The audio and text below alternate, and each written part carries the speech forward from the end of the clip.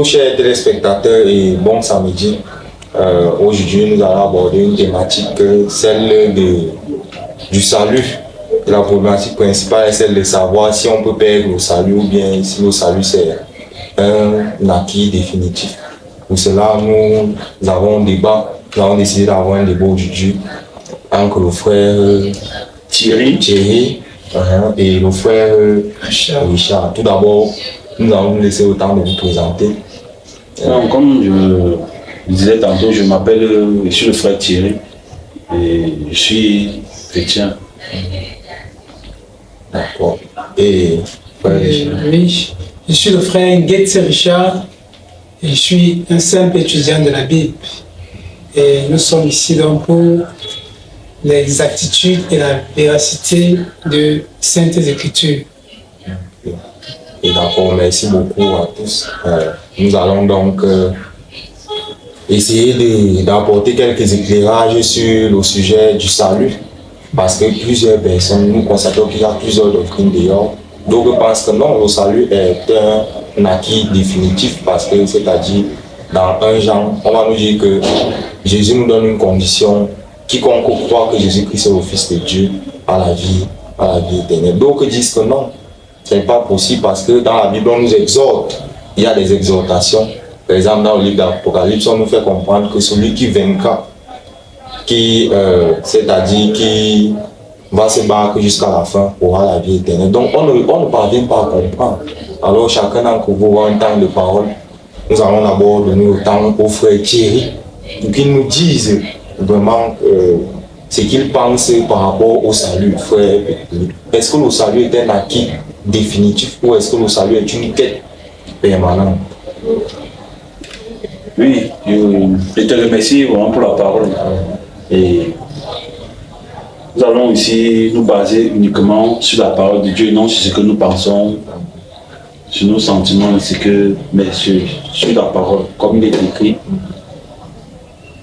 Et pour commencer, il faut d'abord qu'on sache d'abord qu'est-ce que le salut. Est-ce que le salut, c'est une chose?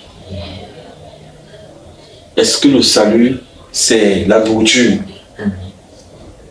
Donc c'est pour ça que je veux qu'on définisse d'abord le salut avec la Bible. Nous allons d'abord prendre, nous avons lu Luc 2.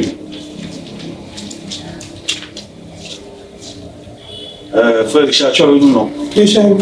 Ah, Luc 2, verset 30.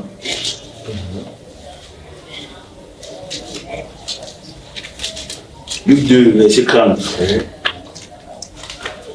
Et lisons à partir du verset 29. Luc 2, à partir du verset 29. Maintenant, Seigneur, tu laisses ton serviteur s'en aller en paix selon ta parole, car mes yeux ont vu ton salut. 31. Salut que tu as préparé devant les peuples, devant tous les peuples, lumière pour éclairer les nations, et gloire d'Israël ton peuple. Ok. Parce que nous voyons aussi dans ces versets, c'est Jésus qu'on va présenter au temple. Vous voyez le contexte, c'est Jésus qui est en train de présenter au temple. Et donc, à partir du verset, il y avait Simeon, poussé par le Saint-Esprit. Et dès qu'il a vu Jésus, il a dit: Seigneur, maintenant, mes yeux ont vu ton salut, je peux désormais mourir en paix. Donc le salut, c'est une personne. Le salut, parce que Dieu a toujours avait promis le salut de tout temps.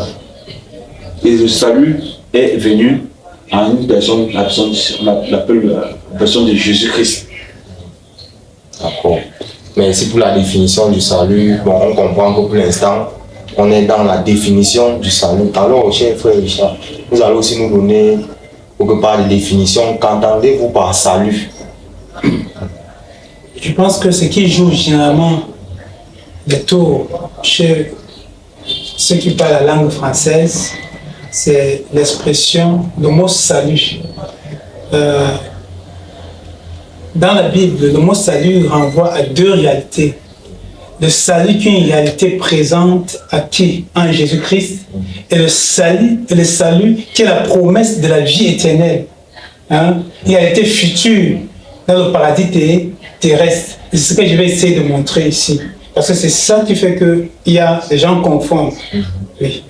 Ok. Non, c'est bien. Non, mais maintenant, excusez-moi. Maintenant, moi, je veux savoir la définition du salut selon lui. Selon vous, qu'est-ce qu'on appelle le salut? Qu'entendez-vous par salut? Est-ce la vie éternelle ou est-ce... Et justement, chacun aura son temps de parole, aura son temps de parole d'exposer, un sujet, mon temps de parole d'exposer. Après, on aura le temps de questions-réponses. Bon. Ok. Bon, nous allons alors entrer dans le vif du sujet et nous allons donner le temps au frère Thierry. Vous allez nous parler, vous allez nous dire qu'est-ce que le salut? Est-ce qu'on peut perdre le salut ou est-ce que le salut, lorsque vous avez accepté Jésus-Christ, et boum, ce qui concerne les œuvres n'ont plus gros d'importance puisque vous avez le salut éternellement. Bon, est-ce qu'on peut perdre le salut ou bien est-ce que le salut c'est une quête? Avant de demander si on peut perdre le salut, je veux aussi d'abord poser ma question. Est-ce que le salut, on peut le gagner? Est-ce que le salut c'est le fruit des efforts? Ou c'est un don gratuit? C'est pour ça que je vais lire Éphésiens 2. Dans Éphésiens 2, 8. Puisque si nous parlons de perdre quelque chose, comment est-ce que nous avons fait pour l'acquérir? Est-ce que c'était le fruit de nos efforts personnels? Ou bien c'est un don? On va lire Éphésiens 2. Éphésiens 2, 8. Éphésiens 2, chapitre verset 8. 8 à 10. 8 à 10, il est écrit. Car c'est par la grâce que vous êtes sauvés par le moyen de la foi. Et cela ne vient pas de vous, c'est le don de Dieu. Verset 8, il est écrit. Car c'est par la grâce que vous êtes sauvés par le moyen de la foi. Et cela ne vient pas de vous, c'est le don de Dieu. Ce n'est point par les œuvres, afin que personne ne se glorifie. Car nous sommes l'ouvrage ayant été créé en Jésus-Christ, pour de bonnes œuvres que Dieu a préparées d'avance, afin que nous les pratiquions. Non, c'est par grâce que vous êtes sauvés. Ce n'est point par les œuvres, afin que personne ne se glorifie. Nous voyons ainsi que pour être sauvé, nous avons le salut. Salut veut dire aussi tirer d'un endroit de détresse pour un endroit de sécurité. C'est ça que nous appelons aussi le salut, parce que c'est Jésus le salut. C'est lui qui nous sauve. Et ce salut, nous le recevons par la grâce. Gratuitement. Ce n'est point par les œuvres. Alors, si nous avons reçu quelque chose, indépendamment de nous, sans nos efforts personnels, comment est-ce que nous pouvons le perdre? Puisque la Bible dit que le salut là, qui est Jésus-Christ, et Jésus-Christ qui est la vie. Jésus-Christ c'est la vie éternelle. Et une vie demeure éternelle parce qu'elle est éternelle. Une vie est éternelle parce que nous recevons la vie de Dieu quand nous sommes sauvés. Nous sommes sauvés des péchés parce que le péché nous a donné la mort. Comme Romain 3 dit, le salut du péché, Romain 3, si on peut dire. Parce que je ne sais pas si on doit parler tous les versets, mais je vais aussi citer les mémoires pour que nous puissions aller vite. Donc ceux qui vont croire, verset 23. Verset 23, car tous ont péché et sont privés de la gloire de Dieu. Et ils sont gratuitement justifiés par la grâce, par le moyen de la rédemption qui est en Jésus-Christ. Tous, Jean 1. Jean 1 nous dit ici. Tu peux lire pour moi. Jean 1. Nous allons lire Jean 1.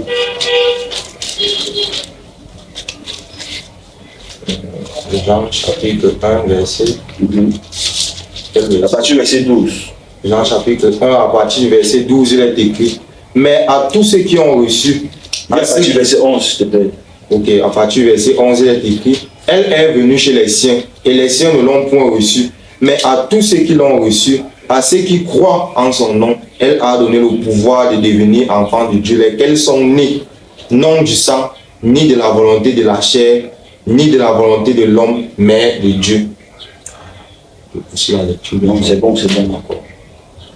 Et que quand Dieu, la Bible dit que Dieu nous donne la vie, Et parce que nous sommes morts. Et Dieu nous redonne la vie par ce que nous appelons la nouvelle naissance. C'est pour ça qu'il dit que à tous ceux qui croient, comme il répète dans Éphésiens, que c'est ceux qui croient par la foi. Dieu leur donne le pouvoir de devenir enfants de Dieu. Et cette nouvelle naissance-là, ça ne dépend pas de nous. Comme il dit dans le verset 12, mais à ceux qui l'ont reçu, à ceux qui croient en son nom, elle a donné le pouvoir de devenir enfants de Dieu. Les chrétiens, non du sang, ni de la volonté de la chair, mais de la volonté de Dieu. Cette naissance ne dépend pas de nous. Ne dépend pas de nous, elle est de Dieu. Et quand Dieu nous fait naître, c'est ça que nous appelons, il nous fait naître de sa vie. D'où nous avons la vie éternelle, nous avons la vie de Dieu. La vie de Dieu, elle est éternelle. Bon, mais si je peux vous poser une question pour nous permettre de mieux comprendre, parce que d'un côté, on a des exhortations. On a de l'autre côté, j'ai mis devant toi le bien et le mal et tout. Ça nous amène à avoir peur que, bon, à un moment donné, si je commence à mener une mauvaise vie, je peux perdre la vie éternelle parce que je suis dans l'Apocalypse chapitre 2, le verset 17, que celui qui a des oreilles entende ce que l'Esprit dit aux églises. À celui qui vaincra, je donnerai de la manne cachée et je lui donnerai un caillou blanc. Et sur le caillou est écrit un nouveau nom. Il y a même des versets où on nous dit carrément que celui qui vaincra, je ne retirerai pas son nom du livre de vie. On aura le temps de voir ces versets. Bon, ça nous fait quand même peur. C'est un peu de nous dire quelle est la place de ces exhortations dans la vie d'un chrétien. Est-ce que ces exhortations sont là pour la vie éternelle ou ces exhortations sont là seulement pour, je ne sais pas. Ces exhortations, elles ont leur place, elles s'adressent aux chrétiens. Quand il dit à celui qui vaincra, le chrétien a vaincu en Jésus-Christ. Je vais dire, c'est pour ça que je vais vous permettre de lire Jean 16, verset 33. Jean 16, verset 33. Nous sommes dans Jean 16, verset 33. Je vous ai dit ces choses afin que vous ayez la paix en moi. Vous aurez des tribulations dans le monde, mais prenez courage, j'ai vaincu le monde. Il a vaincu. Et je peux encore lire pour montrer ça dans Jean 1. Jean 1 Jean 4. 1 Jean. Tu es là-bas. 1 Jean. À partir du verset 5. 5 Jean. Oui, 1 Jean 5. Chapitre 1. Quiconque croit que Jésus est le Christ est né de Dieu. Et quiconque aime celui qui l'a engendré aime aussi celui qui est né de lui. Tu vas juste sur verset 4. Nous connaissons que nous aimons les enfants de Dieu lorsque nous aimons Dieu et que nous pratiquons ses commandements, car l'amour de Dieu consiste à garder ses commandements. Et ces commandements ne sont pas pénibles parce que tout ce qui est né de Dieu triomphe du monde. Et la victoire qui triomphe du monde, c'est notre foi. Quand nous avons triomphé, nous sommes des vainqueurs. Qui s'est vaincu? Dans 1 Jean 4, il dit, petits enfants, nous avons vaincu le malheur. Nous sommes vainqueurs. Dans Romains 8, il dit que nous sommes plus que vainqueurs par celui qui a triomphé pour nous. Nous avons déjà vaincu. Et c'est pour ça que nous allons lire même dans Marc. Après, ce sera le dernier, c'est pour qu'on essaye. Oui. Dans Marc 16. Quand il dit celui qui croira, celui qui croira et qui sera baptisé sera sauvé. Si aujourd'hui, moi j'ai cru, j'ai été baptisé, je suis comment? Je suis sauvé. Et alors, quand je vais relire ces versets un autre jour, quand je vais lire celui qui croira sera sauvé, qu'est-ce que ça produit normalement en moi? Je reconnais que cette parole a été faite pour moi. J'ai cru et je suis sauvé.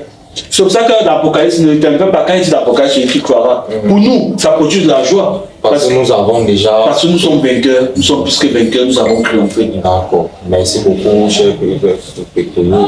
Vous avez suivi avec moi l'intervention du frère Pécolou en ce qui concerne le salut.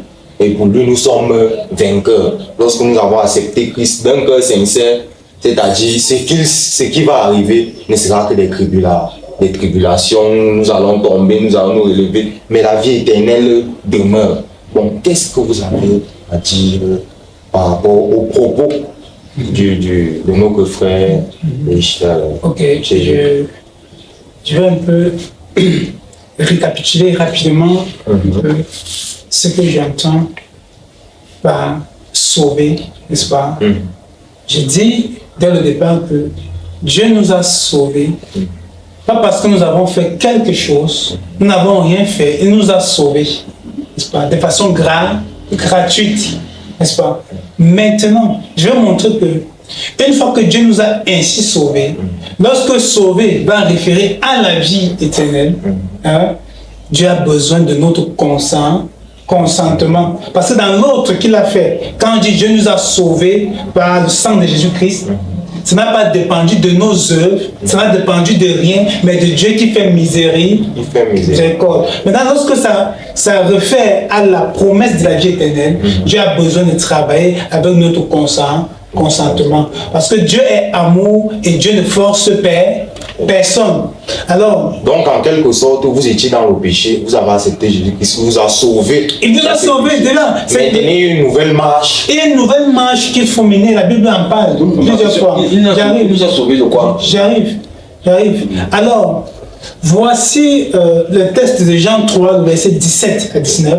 Jean chapitre 3, le verset 17 à 19. Alors, Jean, j'ai fait comment j'ai lu. Jean chapitre 3. Je vais lire.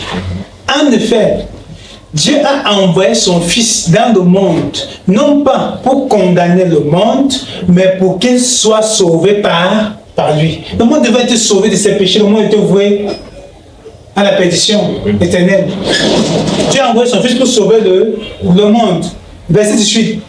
Celui qui met sa confiance en lui n'est pas condamné, mais celui qui n'a pas foi en lui est déjà condamné, car il n'a pas mis sa confiance en la personne du Fils unique de Dieu. Comment est-ce qu'on va savoir que tel a mis sa confiance en la foi du Fils unique de Dieu, tel autre a mis sa confiance en la foi unique de Dieu? Comment on va savoir que celui qui a dit « Ok, je crois au Seigneur Jésus qui j'ai la vie », comment on va savoir que lui il a cru, lui il n'a pas cru? Le verset répond, verset 19. Et voici en quoi consiste sa condamnation. C'est que la lumière est venue dans le monde, mais les hommes lui ont préféré les ténèbres parce que leurs actes sont mauvais.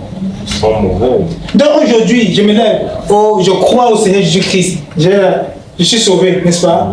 Mais après, frère Richard, excusez-moi de vous couper, parce que la vraie question est de savoir, celui qui a cru sincèrement, et qu'après avoir cru, est-ce qu'il peut perdre la vie éternelle? C'est ce que je suis en train de dire. Celui qui a cru, n'est-ce pas, à l'instant T, est sauvé à la vie éternelle. Mais il doit demeurer dans cela. D'accord. N'est-ce pas? Autrement, puisque pourquoi tu dois demeurer dans cela? Qu'est-ce qui va prouver qu'effectivement, il a accepté la façon par laquelle Jésus-Christ l'a sauvé? C'est les œuvres. On dit que, est-ce qu'il a préféré dans les œuvres des ténèbres ou alors il a préféré les œuvres de la lumière? Et les gens ont rejeté la lumière parce que les œuvres étaient comme... Il peut arriver un chrétien de tomber, de succomber. Et il peut arriver un chrétien de manifester des œuvres à un moment donné qui ne sont pas dignes d'un chrétien. Mais bon, est-ce qu'il va perdre la vie éternelle simplement parce que ça veut dire que là, selon ma compréhension, nous ne sommes pas en sécurité. Dit que là, nous sommes dans une peur constante.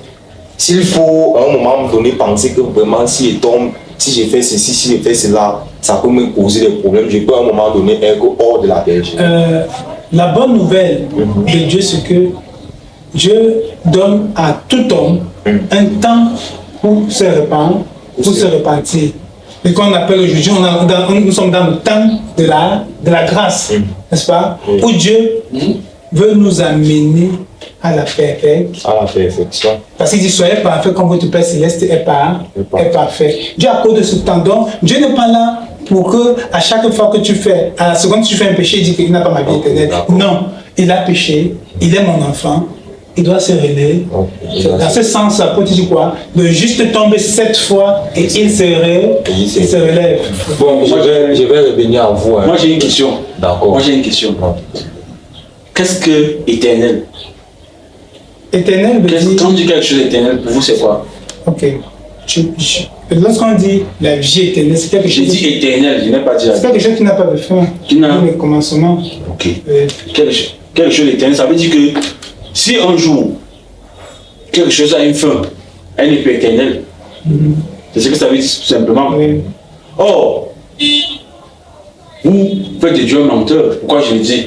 Parce que Dieu lui nous promet de nous donner une vie.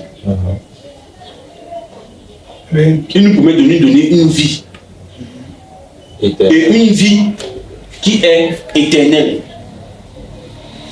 Si un jour la vie n'a pas fini, ça veut dire que Dieu est un menteur. Il ne m'a pas donné une vie qui est éternelle.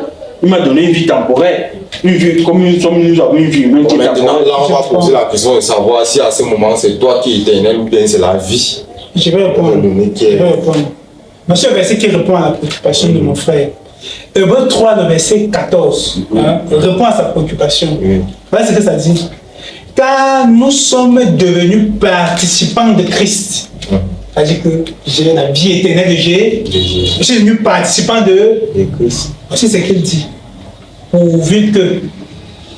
Est-ce que c'est un acquis? C'est un acquis, c'est fini. Pourvu Que nous retenions fermement jusqu'à la fin l'assurance que nous avions au commencement.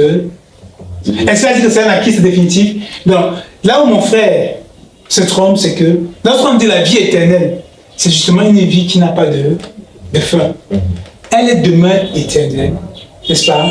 Mais c'est à moi de me connecter à cela. à cette éternité. Ou alors, si je me déconnecte, ça ne veut pas dire que la vie éternelle n'est plus éternelle. Elle demeure toujours éternelle. C'est alors là où il y a Éternel. problème, cher frère. Voilà. C'est là où il y a C'est pour ça qu'il dit qu'il y a une telle confusion dans ces propos que quand nous disons nous sommes nés de Dieu, Dieu promet, j'ai lu dans Jean 1, Dieu dit que c'est ceux qui croient, Dieu leur donne le pouvoir des naître de Dieu.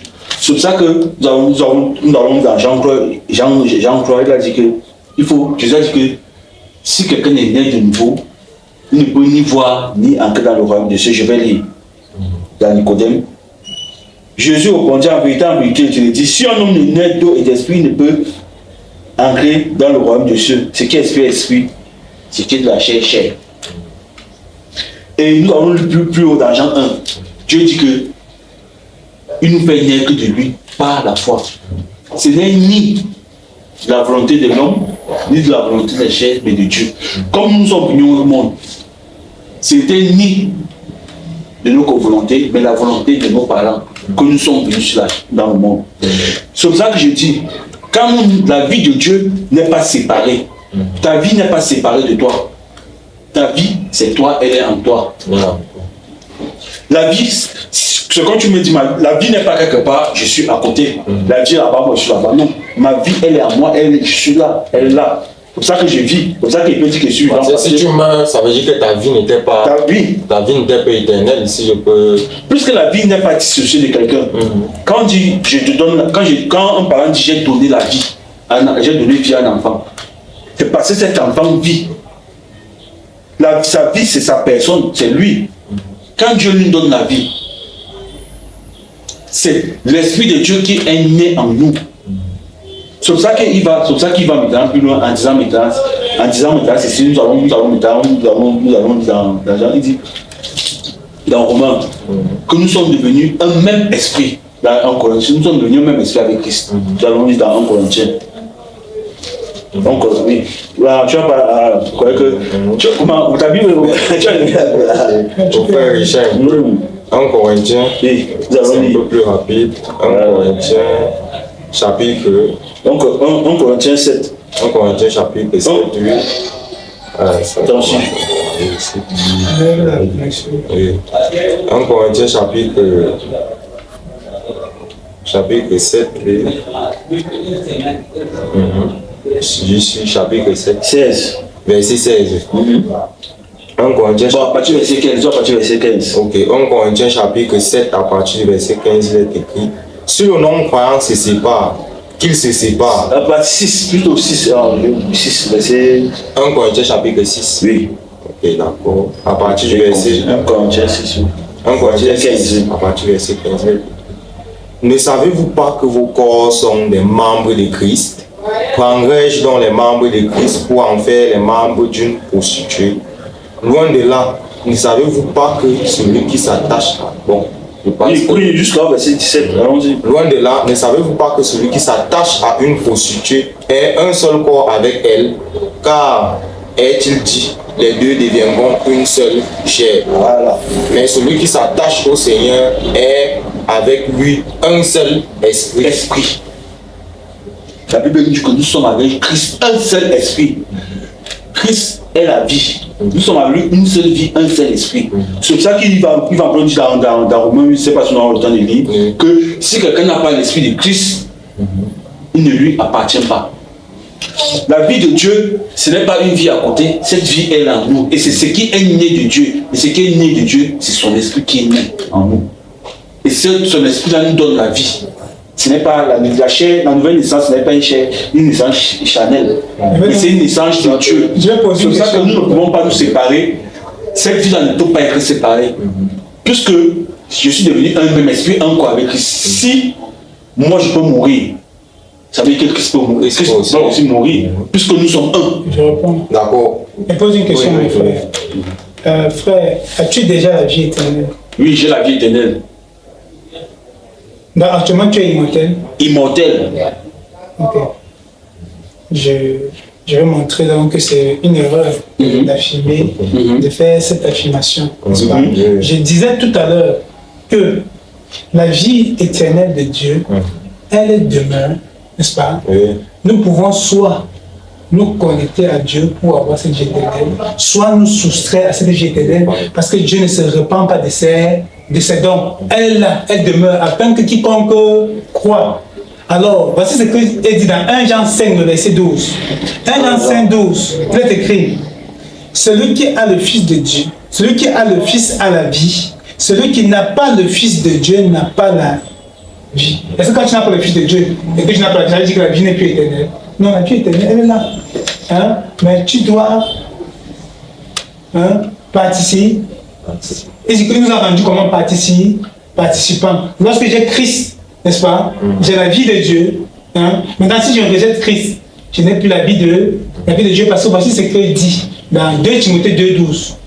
2 Timothée 2, le verset 12, il est écrit: si nous persévérons, nous régnerons aussi avec lui.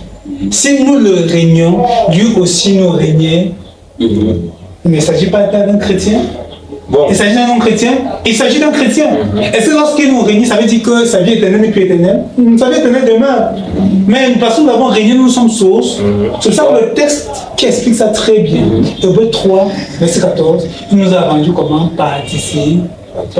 Maintenant, pour répondre à la question qu'il a répondu, que lui, il est éternel, il contredit ce que la Bible dit. 1 Corinthiens 15, verset 50 à 52. On peut lire 1 Corinthiens chapitre 15. 1 Corinthiens chapitre 15. Chapitre 15. Verset 50 à 52. Tu peux lire. 1 Corinthiens chapitre 15. Relis un peu mon texte là. On était dans quel livre? C'était 1 Corinthiens 15. 1 Corinthiens 15. 50. 1 Corinthiens chapitre 15. Verset 50. 1 Corinthiens 15. Verset 50, il est écrit: ce que je dis, frère, c'est que la chair et le sang ne peuvent hériter le royaume de Dieu, et que la corruption n'hérite pas l'incorruptibilité. Voici, je vous dis un mystère. Nous ne mourrons pas tous, mais nous serons changés. En un instant, en un clin d'œil, à la dernière trompette, la trompette sonnera, et les morts ressusciteront incorruptibles, et nous serons changés. Car il faut que ce corps corruptible revête l'incorruptibilité, et que ce corps mortel revête l'immortalité. Lorsque ce corps corruptible aura vécu l'incorruptibilité et que ce corps mortel aura revêtu l'immortalité, alors s'accomplira la parole qui est écrite: la mort a été engloutie dans la victoire. C'est pour ça que nous dit: la chair-ci ne possède pas l'immortalité. C'est cette chair-ci qui doit revêtir. On dit que Christ est le seul qui revête l'immortalité. Est-ce qu'il a la chair? Je n'ai pas encore fini. Si tu me permets d'abord de finir, je vais répondre à ta question. Quand on dit cette chair-ci ne peut pas ne peut pas, c'est une chair mortelle. Elle ne possède pas l'immortalité. La chair et le sang ne peuvent pénétrer du royaume du ciel. Ce n'est pas elle qui naît de Dieu. C'est pour ça qu'il faut que cette chair revête l'immortalité. Quand nous disons que nous sommes sauvés, ce n'est pas cette chair. Cette chair n'est pas née de Dieu. Et c'est pour ça que mon frère, il n'a pas la conscience comme Nicodème. Quand Jésus a dit, il faut que tu naisses de nouveau. Là, il va encore aller dans le sang, dans le ventre de ma mère. Non, ce n'est pas de ça qu'il parle. Ce qui est né de l'esprit est né de l'esprit. Quand nous disons que nous naissons de Dieu, c'est nous naissons de l'esprit. Ce n'est pas de la chair. C'est pour ça que la chair ne peut pas revêtir l'immortalité. Non, je dis ceci. Moi, laissez la Bible parler. 1 Timothée 6. Je n'ai pas entendu mon Ok, tu peux. Ça a déjà coupé. Oui, maintenant, quel est l'homme qui naît de nouveau? Quel est l'homme? On voit les 2 Corinthiens 4. Nous sommes dans 2 Corinthiens 4, verset 16. Oui. 2 Corinthiens 4, 16, il est écrit, c'est pourquoi nous ne perdons pas courage. Et lorsque même 2 Corinthiens chapitre 4, verset 16, c'est ça. C'est pourquoi nous ne perdons pas courage. Et lorsque même, lors même que nos hommes extérieurs se détruisent, la chair, et nos hommes intérieurs se renouvellent de jour en jour. C'est pour ça que nous parlons de l'homme extérieur, l'homme intérieur. C'est l'homme intérieur qui possède l'immortalité, qui possède la vie de Dieu, parce que c'est lui qui est né de Dieu. L'homme extérieur, lui, ne possède pas, c'est-à-dire que cette chair, elle n'est pas née de Dieu. C'est une chair dont le péché était condamné en elle. C'est pour ça que quand nous possédons la vie, nous ne la possédons pas dans la chair, mais dans notre esprit. Et la Bible nous dit que ce corps doit revêtir l'immortalité. Je réponds en disant que le frère fait des confusions, n'est-ce pas? Et si on laisse la Bible parler, la Bible va répondre à mon frère. 1 Timothée 6, verset 14 dit ceci. Et de vivre sans tâche, sans reproche, jusqu'à l'apparition de notre Seigneur Jésus-Christ, qui manifestera en son temps le bienheureux et le seul souverain, le roi des rois et le Seigneur des seigneurs, qui seul possède l'immortalité, qui habite une lumière inaccessible que nul homme n'a vu ni ne peut voir, à qui appartiennent l'honneur et la puissance éternelle. Amen. Si mon frère me dit que lui possède l'immortalité, alors on devrait dire ça que Jésus possède l'immortalité avec que c'est dit. Actuellement, on dit quoi? Qui seul possède quoi? L'immortalité. En ce qui concerne les disciples de Jésus-Christ, ils recevront l'immortalité. Donc, si le diable te dit que tu possèdes l'immortalité maintenant, on a mis tu dans le monde. On laisse la Bible parler. 1 Timothée 6, le verset 14, il est écrit: et de vivre sans tâche, sans reproche, jusqu'à l'apparition de notre Seigneur Jésus-Christ, qui manifestera en son temps le bienheureux et seul souverain, le roi des rois et le Seigneur des seigneurs, qui seul possède l'immortalité, qui habite une lumière inaccessible, que nul homme n'a vu, ni ne peut voir, à qui appartient l'honneur et la puissance éternelle. Amen. La Bible faut comprendre qu'actuellement, la seule personne qui possède l'immortalité, c'est Jésus.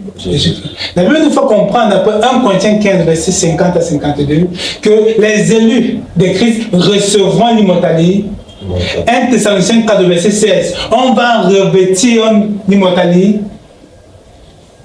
N'est-ce pas? Donc, si un homme aujourd'hui dit qu'il a l'immortalité, c'est-à-dire qu'il est immortel, c'est scandaleux. Ça, c'est l'œuvre de Satan. Vous ne mourrez point, mais vous serez comme des dieux. Bon, nous allons nous laisser le temps au frère de rebondir. Pourquoi, expliquez-nous pourquoi vous certifiez, vous dites avec certitude que bon, vous êtes immortel. Peut-être qu'on a encore besoin de plus d'éclairage. Bien que je vous ai compris, mais essayez de... Oui, quand le Seigneur dit, quand les apôtres disent, il est la seule personne qui possède l'immortalité, effectivement. Jésus-Christ est la seule personne qui possède l'immortalité. Mais cette immortalité-là, il est venu pour faire quoi? C'est pour ça qu'il dit, Il faut toujours garder à l'esprit l'immortalité veut dire simplement que tu ne meurs pas, tu as la vie éternelle. C'est ça qu'il dit dans Jean, nous allons lire dans Jean, le bébé me suit. Dans Jean 10. Nous allons dans Jean 10. Oui.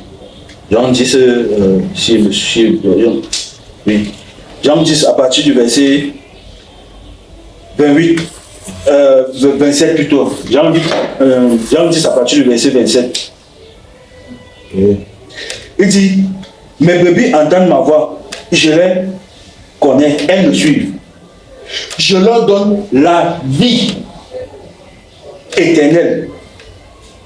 Elles ne périront jamais et personne ne peut les ravir d'amour de mon Père. Lui, Jésus, c'est lui qui donne la vie, l'immortalité. Parce qu'il est la seule personne qui la possède. Moi, je ne peux pas donner la vie éternelle à quelqu'un. Aucun homme ne peut la donner parce que c'est la seule personne qui possède l'immortalité. Et c'est lui. Ils sont pas le posséder. Oui. Et c'est lui qui donne la vie. Parce que c'est la seule personne qui possède l'immortalité. Et c'est pour ça qu'il fait cette promesse. Les bébés, celui qui dit, je leur donne. Il n'a pas dit, je leur donnerai. Je vais répondre à mon frère. Je ne vais pas encore finir, je vais chuter avec des versets. Il dit, je leur donnerai. Il n'a pas dit, je leur donnerai, je leur donne la vie éternelle. Il dit, elles ne périront jamais.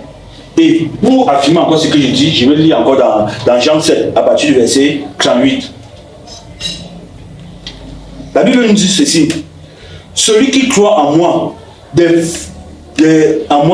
fleuves d'eau vive couleront de son sang, comme dit l'Écriture. Il dit cela de l'Esprit que devaient recevoir ceux qui croiraient en lui, car l'Esprit n'était pas encore donné parce que Jésus n'avait pas encore été glorifié. Je suis d'accord, effectivement. Pour vous dire que c'est Jésus seul qui possédait l'immortalité. Donc là, on parle de possession. C'est pour ça qu'on dit que qui seul possède l'immortalité. On n'a pas dit dans le verset qui seul est immortel. On a dit qui seul possède et qui peut. Et il a donc. Voilà. Vous avez suivi sa logique parce qu'il essayait d'éclairer pour qu'on sache bien ce qu'il dit. Mais que dites-vous donc? Il n'y a même pas d'ambiguïté. Il ne suffit pas de tourner devant l'âge. La Bible nous fait comprendre que la seule personne qui possède l'immortalité, c'est Jésus-Christ. La Bible me dit avec des versets clairs. Il dit 1 Corinthiens 15, à partir du verset 50 à 52, 1 Thessaloniciens 4, à partir du verset 16, que les justes recevront l'immortalité. Maintenant, là où recevront l'immortalité, maintenant, j'arrive. Ce que mon frère oublie, c'est que quand Dieu parle du futur, les choses qui sont au futur, il parle comme si elle existait en plusieurs textes. Donc il dit, mais brebis, je leur donne la vie éternelle. La question se poser, mon frère, quand même, entre toi et moi. Est-ce que tu es déjà éternel, tu vis déjà éternellement? Nous mourrons, non? C'est une réalité. C'est que Dieu voit le futur comme si ça existait déjà. J'ai oublié le verset, mais le verset le dit. C'est ça que quand Dieu parle du futur, il parle du futur comme si c'était du présent. Donc, c'est où mon frère s'est mêlé les pédales. Il faut qu'il fasse très attention. Donc, le verset, la Bible est claire. Les élus de Dieu recevront l'immortalité. C'est ça, c'est une promesse, comme il a dit, que Dieu a faite. Et qui va se réaliser au retour du Seigneur Jésus. Actuellement, la seule personne qui a l'immortalité, c'est Jésus. C'est Jésus. On va encore donner une chance au frère de rebondir. Voilà. Quand je dis Jésus seul possède la vie. Jésus, ce n'est pas un homme. Ce que je veux faire comprendre à mon frère, c'est que l'immortalité là, quand il a promis de nous donner l'immortalité, on a lu dans 1 Corinthiens 15. C'est dans quel sens? Il a promis de nous donner de nos corps, si les corps sont mortels. Il faut que les corps possèdent l'immortalité. Mais l'homme intérieur, lui qui est né de Dieu, a l'immortalité. C'est pour ça que Jésus dit ici, Jean 5, 24, en vérité, je vous le dis, celui qui écoute ma parole et qui croit en celui qui m'a envoyé a présent la vie éternelle. Il ne veut point en jugement, mais il est passé à la vie. Il ne veut pas qu'il passera. Il est. conjugue ça au présent. Et Jésus va encore plus loin. C'est tellement beaucoup. Il dit encore, en vérité, Jean 6, 47, en vérité, je vous le dis, celui qui croit en moi a la vie éternelle. Cette vie, c'est comme ça qu'il dit que, j'ai dit dans Jean 1, c'est ce qu'on appelle la nouvelle naissance. C'est l'homme intérieur qui est né de Dieu. Or, la Bible dit que celui qui n'a pas l'esprit de Christ n'appartient pas. C'est celui qui naît de Christ, de Dieu, qu'on appelle l'homme intérieur, c'est lui qui possède l'immortalité de la vie. Ce n'est pas la chair et le sang. Parce que la chair, je vais dire, le péché était condamné dans cette chair. Nous avons dit, pour que ce ne soit pas ma interprétation personnelle, je vais lire ça dans Romains 8. Romains 8. On va rapidement lire ça dans Romains 8. Ok. Romains 8. On va lire ça à partir du verset. Romains chapitre 8, à partir du verset 3. Car la chose est impossible à la loi parce que la chair la rendait sans force. Car Dieu a condamné le péché dans la chair en envoyant à cause du péché son propre fils dans une chair semblable à celle du péché. Dieu dit que car Dieu a condamné le péché dans la chair, c'est pour ça qu'il nous a dit la chair et le sang ne peuvent hériter du royaume du ciel. C'est pour ça qu'il faut que cette chair, ce corps mortel, revête l'immortalité. Et il dit maintenant plutôt, nous allons lire à partir du verset Jean 8, à partir du verset 9. Pour nous, vous ne vivez pas selon la chair, mais selon l'esprit. Si du moins l'esprit de Dieu habite en vous. Si quelqu'un n'a pas l'esprit de Christ, il ne l'appartient pas. Je répète, pour vous, vous ne vivez pas selon la chair, mais selon l'esprit. Nous vivons selon l'esprit. Si du moins l'esprit de Dieu, qui est le Saint-Esprit, habite en vous, si quelqu'un n'a pas l'esprit de Christ, il ne l'appartient pas.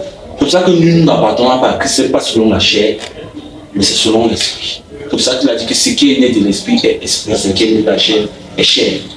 C'est pour ça que je dis que nous possédons l'immortalité selon l'homme intérieur, pas selon l'homme extérieur. Selon l'homme extérieur, il pêche. Il ne possède pas, le péché est condamné dans cette chair. D'accord, frère Richard, qu'avez-vous dit? Je dis la simplicité de l'évangile, c'est que nous recevrons l'immortalité. Aussi simple que ça. Donc, ce qu'on peut faire la philosophie humaine là n'est pas bibliquement correct. Sinon, comment on va recevoir? C'est comme ça. Parce que c'est écrit noir sur blanc. On a l'Apocalypse chapitre 3, le verset 5. Et celui qui vaincra sera revêtu ainsi de vêtements blancs. Je n'effacerai point son nom dans le livre de vie et je ne confesserai point son nom devant mon Père et devant ses anges. En français, on nous apprend souvent les présupposés, les sous-entendus. Si je fais un sous-entendu de cette phrase, on a dit celui qui ne vaincra pas ne sera pas ainsi revêtu de vêtements blancs et j'effacerai son nom dans le livre de vie et je ne confesserai pas son nom devant mon Père. Parce que quand on lit ces versets, on comprend qu'à un moment donné, si un chrétien ne persévère pas, ou s'il persévère jusqu'à la fin, jusqu'à la ligne d'arrivée qui tombe, c'est fini. Bon, dites-nous alors ce que ça veut dire. Je vous pose la question à vous. Oui. Non, ces versets, comme je vous ai dit tout à l'heure, ces versets sont d'une fluidité limpide. Pour moi, je ne sais pas peut-être pas pour tout le monde, ça peut venir que... il y a des contradicteurs. Il dit, celui qui vaincra, je vous ai dit tout à l'heure, que le chrétien a déjà vaincu. Quand il dit, je n'effacerai point. La Bible nous enseigne, nous avons mis d'Apocalypse 13, que les noms sont écrits avant la fondation du monde. Ça, indépendamment de ce que j'aurais fait ou je n'aurais pas fait, les noms étaient là. Je veux dire, que ce ne soit pas Apocalypse, nous avons dit Apocalypse 13. À partir du verset 8. Et pour tous les habitants de la terre, Et tous les habitants de la terre adorant ceux dont le nom n'a pas été inscrit dès la fondation du monde dans le livre des vies de l'agneau qui a été immolé. Ce livre bon, je vais seulement lire, il faut encore lire un autre texte que nous allons produire. Il dit que le livre a été dit et Dieu nous fait, il dit ceci, mon fils, moi j'ai vaincu. La Bible dit que Christ a vaincu pour nous. Et la Bible nous dit que nous sommes plus que vainqueurs. Nous ne sommes même pas vainqueurs. Mais nous sommes plus que des vainqueurs. Parce que, frère, sans vouloir vous couper, si on ne peut pas perdre la vie éternelle en allant dans vos chronologies, doit-on penser que, ou bien si les noms ont été écrits, comme vous dites là, les noms, la Bible dit que les noms ont été écrits avant la fondation du monde, est-ce qu'on doit penser que Dieu lui-même, avant même qu'il y ait quoi que ce soit, qu'il y ait même une œuvre, ça c'est un autre débat. Les noms sont même déjà écrits. Je pense qu'on a des moments sur ce débat parce qu'on finira par comprendre que pour le frère Richard, parce que c'est pas maintenant qu'on débat, parce qu'en fait, pour le frère Richard, le paradis est ouvert à tous. C'est ouvert à tous, c'est un concours. Il va falloir qu'à un moment donné, qu'il y ait notre contribution. Et donc, on reviendra chez vous, où vous allez nous dire que, en fait, le paradis n'est pas ouvert à tous. Est-ce que je mens? C'est ce qu'il dit que aujourd'hui, c'est ce que j'ai dit. Qui a même c'est un autre débat. Parce que si on entre dans ça, on va encore tirer de long à l'âge. Donc il faudrait qu'on soit d'abord sur une conclusion, finit en conclusion. C'est pas la conclusion. Si un chrétien peut le faire. Parce que c'est très important. C'est très important. Parce que si au début, la prédestination, si au début on parlait de la prédestination, on allait mieux comprendre même que frère Thierry ici et Richard est là. La prochaine fois, nous allons parler de la prédestination. Nous allons parler de la prédestination. Nous allons parler de la prédestination. D'accord, ok. Donc, en quelque sorte, on va vous laisser autant de conclure. Bon, faire précoller, essayer de conclure. Non, ok. Avant de conclure, je vais lire un texte. Isaïe 50.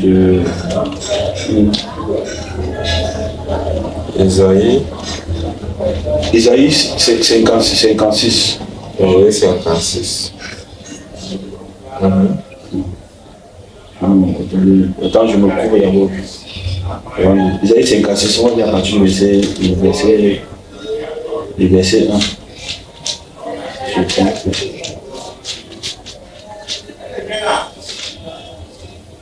prends. Voilà. Isaïe 56.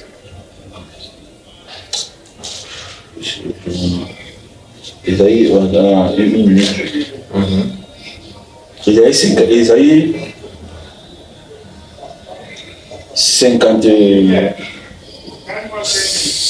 51 même. Verset 6.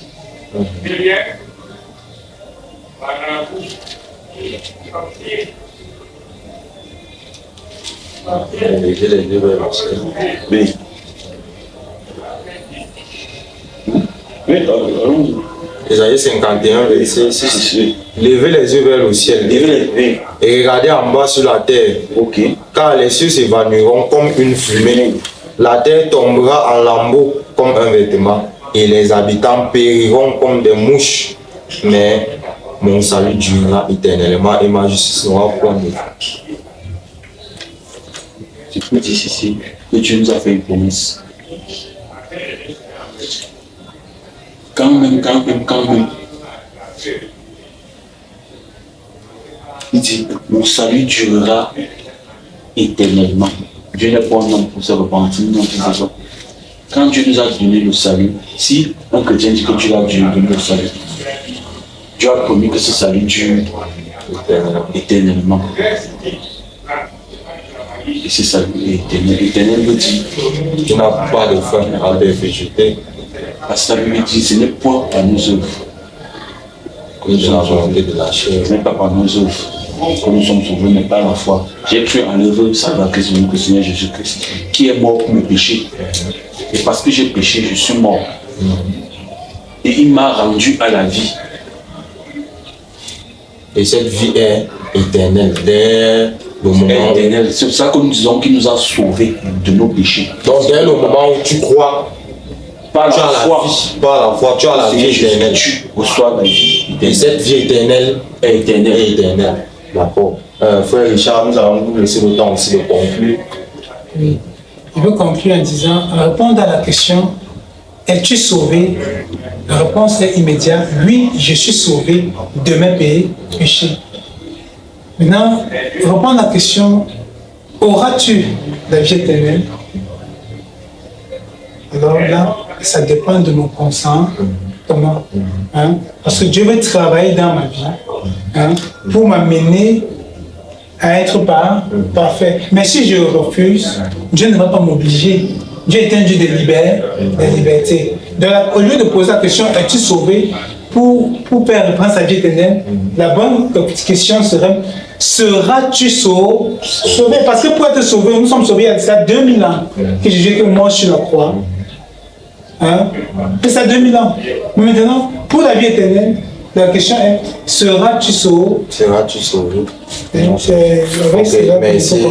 Merci beaucoup, chers frères et sœurs.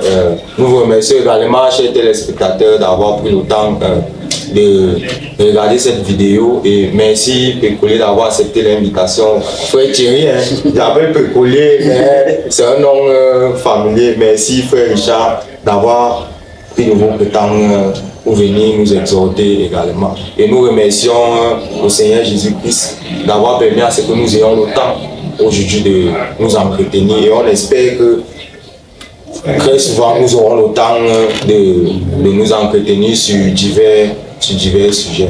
Donc il ne nous reste plus qu'à vous souhaiter une bonne soirée. Et j'espère que chacun d'entre vous méditera sur les différents versets, les différentes interventions des frères, et nous attendons bien évidemment vos commentaires. Donc, bon samedi, et je vais dire quelque chose. Oui, c'est vrai que le sujet est tellement vaste que nous n'avons pas tout abordé. C'est un sujet qui peut même prendre 3 à 4 parce que c'est des sujets que nous devons aller verset par verset pour mieux comprendre la profondeur de ces choses. Mais je pense qu'avec la grâce de Dieu, Dieu nous va nous ouvrir le cœur pour pouvoir comprendre. Merci beaucoup. Donc, il ne nous reste plus qu'à vous souhaiter un bon samedi sur le regard du Créo et à la prochaine.